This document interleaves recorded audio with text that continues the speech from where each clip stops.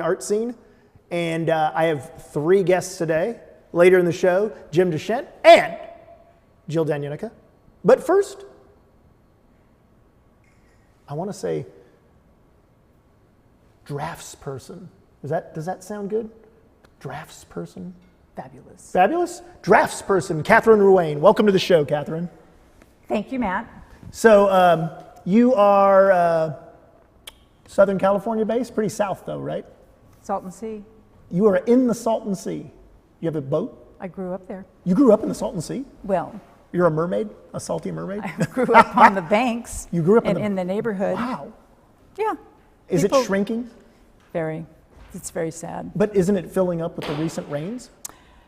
Yeah, but that's just, for a short time. That's not going to be a solution. The Salton Sea is a dying sea. How did the Salton Sea occur? Wasn't it some kind of accident? It was an accident. Well, no, it wasn't an accident. Actually, if you go back to an ancient era, it was when the Colorado River would go on a wild spree, and it would fill up that whole area from the Gulf, and that was all the Imperial Valley was under the water. Okay, but in more contemporary times. In more contemporary times, really, at least in my lifetime, it's filled up by agricultural waste. Ooh.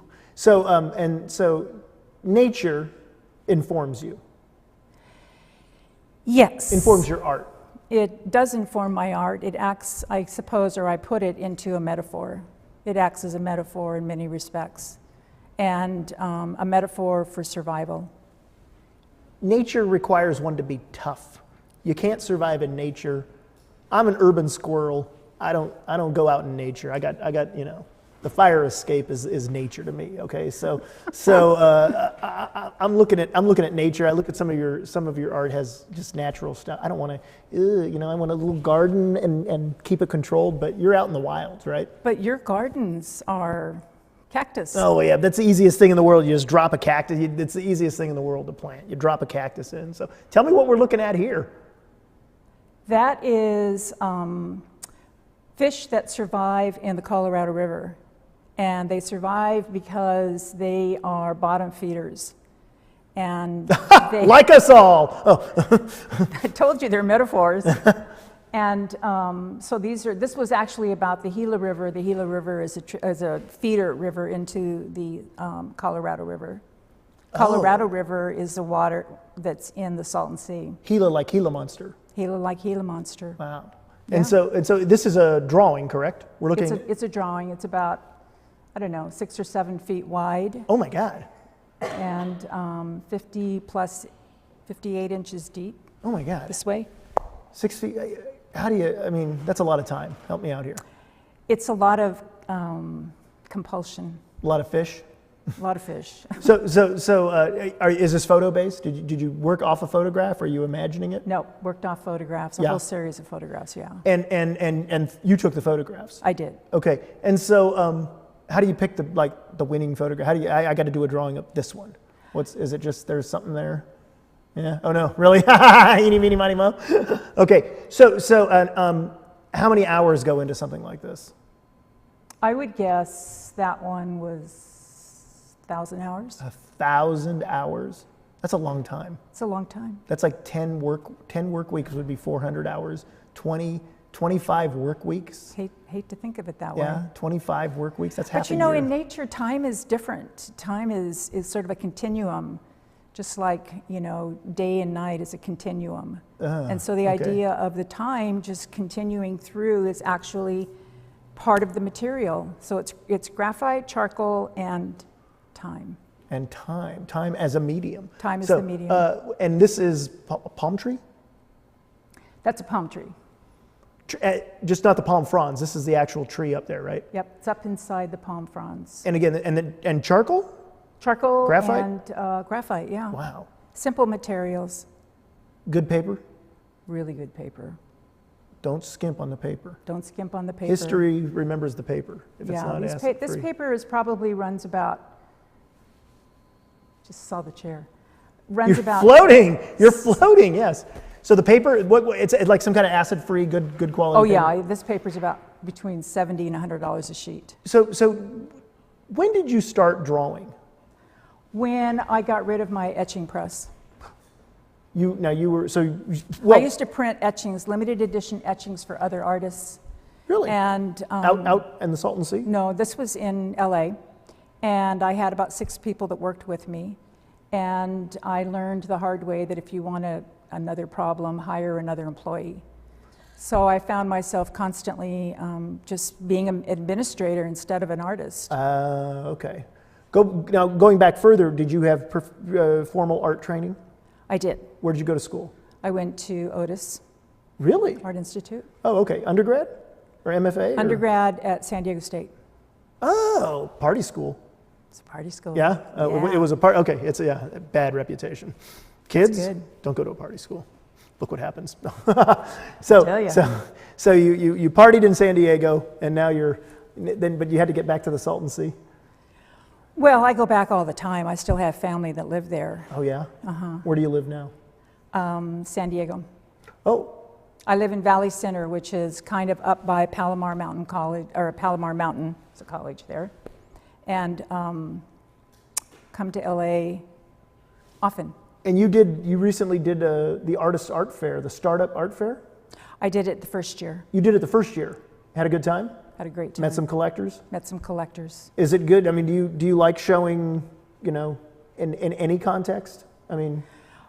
Well, I'm finally getting to the point now where I can be a little bit selective. It used to be I'd show out of the back seat of my car if I had to. If Starbucks had a wall, put it up there. I'd be doing that, yeah. But now I'm getting to where I can kind of be choosy, so that's a nice option. Good. And here's another one. More palm tree. What is it about the palm tree? I mean, usually that's I find that icon to be people who don't live in Southern California are like, oh, Southern California, palm trees. But for you, in nature, it's a survivor, right? It's a survivor, and it's also iconic. They're everywhere, right? Oh yeah. It's definitely part of what we live with, and to me, they're like home. And somebody once said, "Boy, you must travel to some really exotic, wonderful places." And I said, "Well, that palm tree is in front of Target. That palm tree is in front How of exotic!" Bonds. So it's it's around us, and it's. Do you find yourself? Are some people consider the word regionalism to be a bad word? I wouldn't use it. I would use it as a compliment to you, though. Well. I'm old enough now and have done this long enough where I don't care about bad words anymore. So if it's bad, that's cool. And how big is this palm tree picture? That one's not that big. It's about 30 by 40, somewhere in there. And again, a lot of hours. A lot of hours, yeah, a lot of hours. But it's part of the statement. Do you ever just, after a couple hours, tear one up? I have done that. Yeah. I have done that. A lot of eraser. Is there a lot of eraser involved in this? Do you end up drawing with the eraser? I sand it off. You sand it off? That's fascinating. Good paper, you can do a lot of abusive things. Really? So I sand it off, and it really gives me a delicious surface. Wow. But there are times when you sand right through the paper, and that's when you say... Oh no, how thick? You use that thick paper though, right? It's very thick. Okay. Let's see. Can we see the next photo? Woo! Ooh, wow. Now is that barbed wire? It's, yeah. Chain link fence? Chain link fence and... What kind of... Concertina wire, and the flower shape behind it is part of a stalk of a native plant that you see everywhere. It's called a chaparral yucca, and it's in the same family that Joshua trees are in. Oh. Yeah, they're related. Now, are there Joshua trees out in the Salton Sea where you grew up? Or did you had to go up to the Mojave? To the other side where you go up in elevation. Oh, is it? Salton Sea is very low. Oh, right? Okay. So it has to be a certain height. A certain altitude? elevation height. to be, certain elevation to be cold enough in the winter. Now, do you ever paint? Yes, I'm painting now. Really? Really. So do you prefer to work with charcoal graphite, or you just mix and match? Well, even though I say, something took 1,000 hours, the drawings actually are faster than the paintings. Really? Yeah. the drawings are faster than the paintings. Well, that makes sense. I mean, usually the painting costs more because it took more time. Working in oils? Oils, very thin glazes, sometimes, 50 glaze layers. What's the most popular thing when you make art, like sales-wise? Are palm trees more popular than floral motifs?